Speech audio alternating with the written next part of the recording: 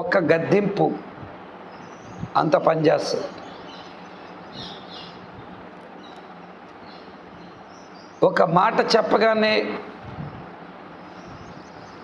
ఆ మాటను గ్రహించే మనస్సు బుద్ధిగలవానికి ఉంటుంది.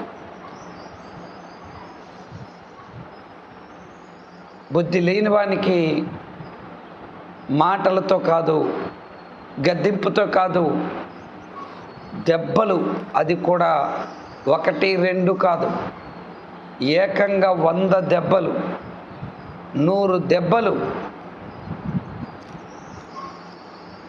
ఎంత పనిచేస్తాయో, ఎంతగా అతనిలో బుద్ధి తీసుకొస్తాయో.